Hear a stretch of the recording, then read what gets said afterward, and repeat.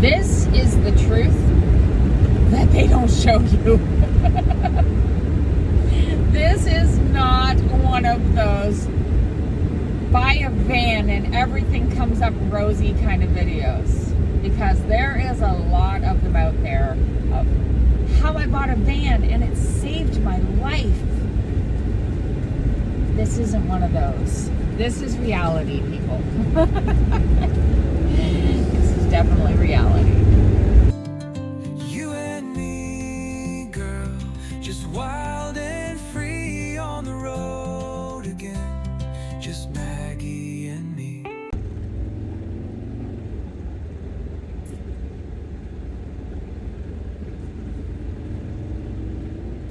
I didn't buy a van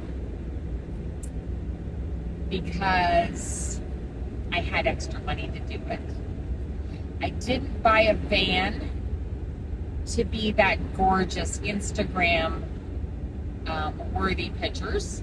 Do I want it cute? Yes. Do I want it to feel like me? Absolutely. But did I think it was going to be absolutely stunning? No, because I know I'm not capable of doing that. Nor do I have the money to do that. Otherwise, I would have bought one all done, or had some custom build done, right? I bought a van because I was in a prison, basically. Not behind bars. I wasn't a criminal. I didn't do anything really, really bad in life. But I was in a prison. My home became a prison. It started, well, health-wise, it started years and years and years ago. IBS started back, I don't know, early 2000s. Actually, I can't even say that. Apparently, signs were there from the time I was a child, but it didn't interfere with my life until early 2000s. And then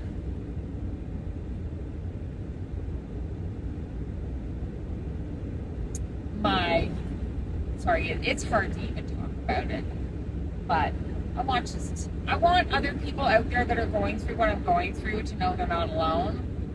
And I want you to see that, buying a van doesn't make everything perfect. Definitely doesn't. But it does help me, anyways. Not saying it's gonna help everybody, but it helps me in little ways, a bit at a time. So, a few years back, my teenage son moved to heaven. His choice. That tells you anything. I have a hard time saying the words. I don't like talking about death. I don't want to cry, okay? I don't want to cry, so I'm not saying the words. I say move to heaven, and I say by choice, and I'm sure you get the picture. It sends me into tragedy. I had no clue that he would ever. Anyways, that there sent me into extreme grief, of course, which I didn't want to be around anybody, because nobody understood. Nobody understood. That's all I kept thinking. Nobody understands. People would reach out, friends, loved ones, people that knew somebody that moved to heaven on their own choice, people that were similar circumstances, but to a grieving mom, nobody understands. It's never the exact same story, right? They don't get it. They don't get it. That's all I kept telling myself. I started drinking. A lot for me. Which is a couple drinks a day, which, makes me drunk because I'm a lightweight. And within a couple weeks, I was like, nope, I'm not doing that. And I don't even know if I might have had 2 or 3 drinks since then. Because I didn't want to be didn't want to be an alcoholic. So, yeah. So I gave up that. And then shortly after that, we found out my mom had cancer. And I spent months with her in hospitals. A couple days before my mom passed away, I got a call from my dad, which I don't talk to very often. And he called and I was like, oh, Dad's calling. And Tina's, my sister, was like, why? I'm like, oh, but I know, I don't talk to him. There's a lot of history there. Probably why I am too. But Mom had said, she wasn't unconscious yet, she was still conscious at a point, she said, you better call him. You better make sure everything's okay. It's not like him to call for no reason.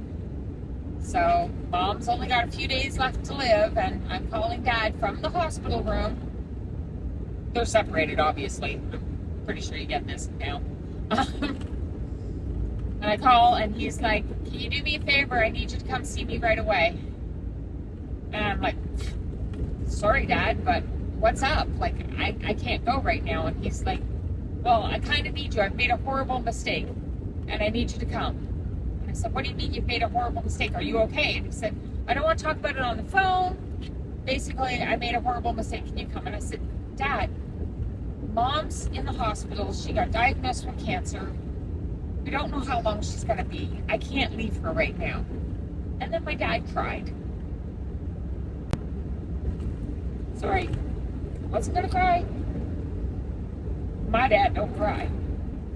And he said, I'm so sorry. Tell her I'm sorry. It's okay. And I'm like, no, what did you want? And he said, no, I don't want to bother you right now. And I was like, no, Dad, what is it? And he said, I just got diagnosed with cancer.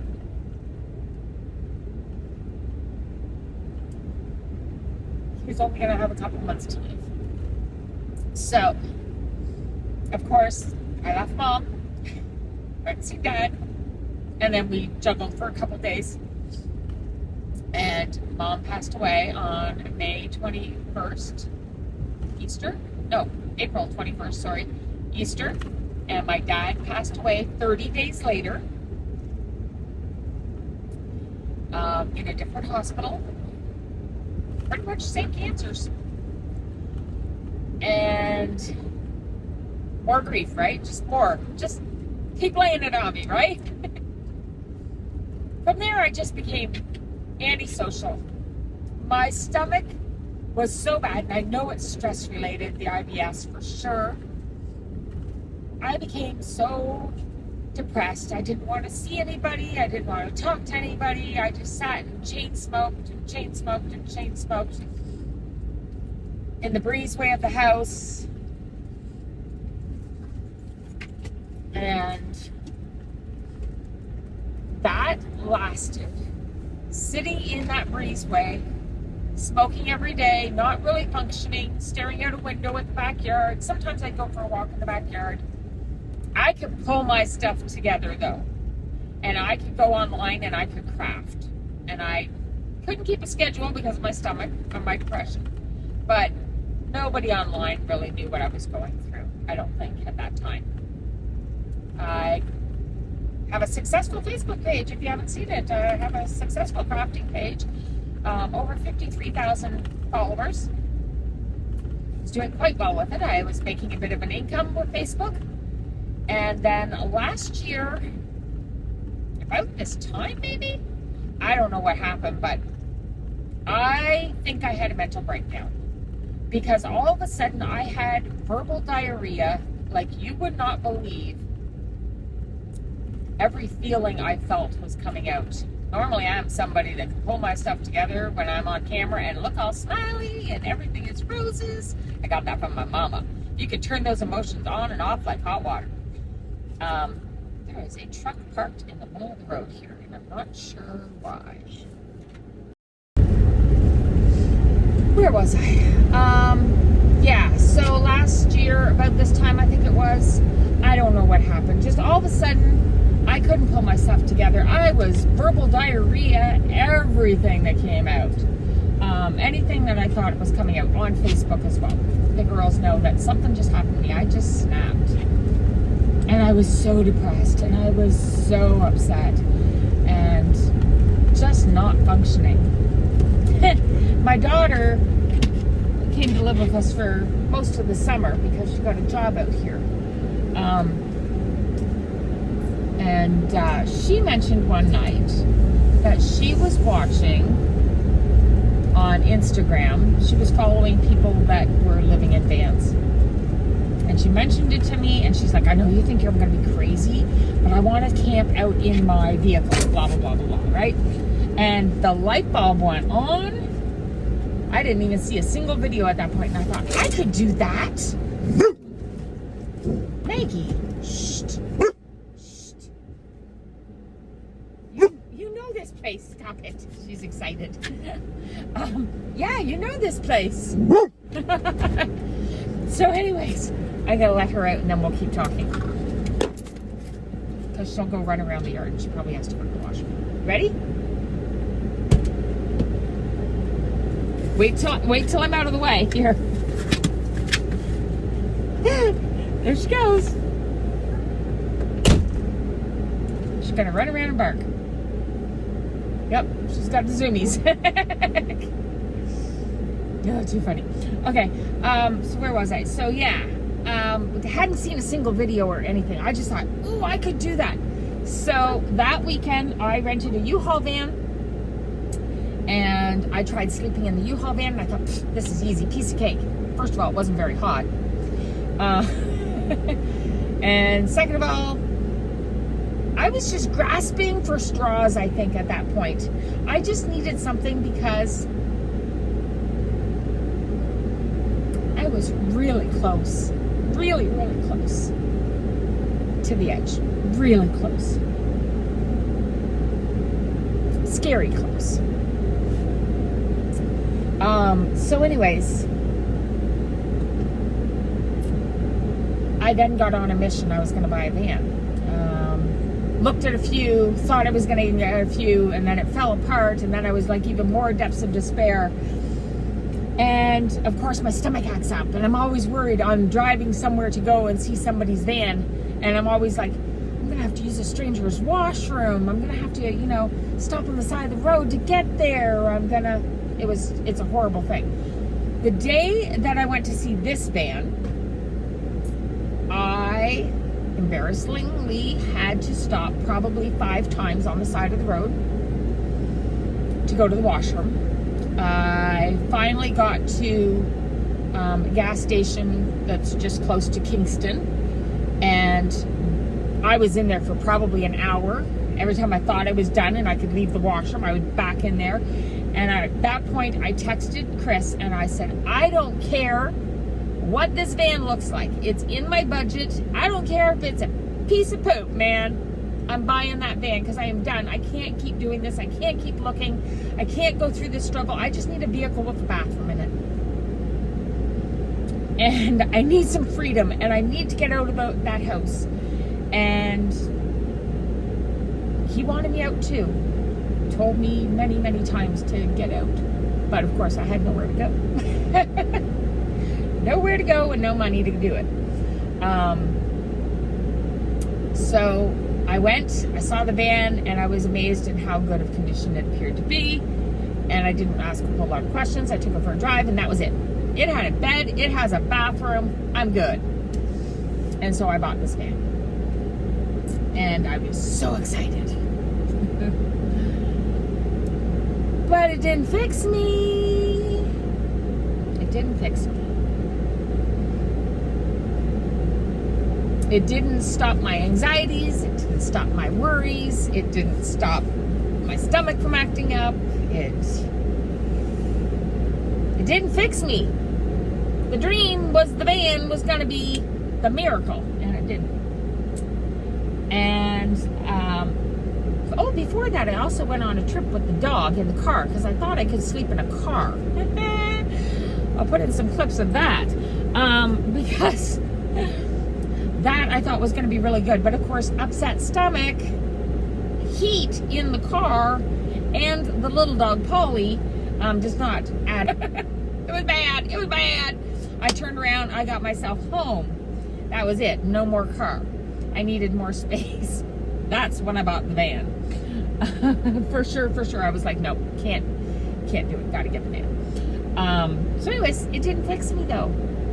Despite what everybody says in all those videos, van life didn't fix me.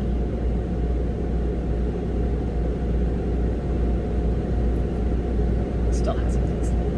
But I just keep thinking, I've got to be positive. I've got to change things. I've got to get control of my stuff, man. I'm counting my blessings. It gets me out of the house more often. It gives me the washroom. It gives me some independence. It gives me some freedom. Gets me out of Chris's hair. A little bit, not nearly enough, because he's always like, seriously, you're back on my property again? Last night I was supposed to be gone for a while, and when he came home and I was like, were you surprised to see me? He's like, no. Like, literally, there is no faith that I am going to ever do this. I've missed so much stuff because I'm like, nope, sorry, bad day, bad stomach day. At least the van's helping a little bit. But at least I can get out there. So. Anyways, on this channel, what are you going to find? Reality. You're going to see struggles. You're going to see, hopefully, progress. Fingers crossed. Day by day, bit by bit. Hopefully we'll see some progress. Can't get much worse than last year. That's all I got to say. Anywho, I'm not even sure if I'll post this now because this has been a long ramble. Nobody's probably going to want to watch this. And it's embarrassing to put out there, but I do want to help if there's anybody out there that's got IBS and anxiety and depression and grief. I'm your girl, man. I'm your girl. I got it. I can help you. And you can help me, maybe. We'll get through it together, maybe. I don't know. I'm rambling. Anyways, this is my van, Johnny. I think you saw my Doberman, Maggie. And I'm Angie. And this should be called the Hot Mess Express, but it is Shabby Chic Van Life. It was Shabby Chic Vintage Chicks because that was my crafting name, so now I'm just Shabby Chic Van Life. Anyways, have a good night. I hope you stick around. Thanks for watching. I won't always be depressing. I am really silly and a goofball a lot of the times. Oh my gosh. Wait till I show you this. I don't know how clear you can see that, but that is Miss Maggie eating the blackberries off the bush. She's eating the blackberries off the bush. Our dog's supposed to do that. She loves them. And if she gets some that aren't ripe, if they're too red, she'll spit them out. But Maggie is, yep, gonna do it again, picking blackberries off the bush. I gotta go get her to stop because she will get sick if she eats too many. Bye, guys.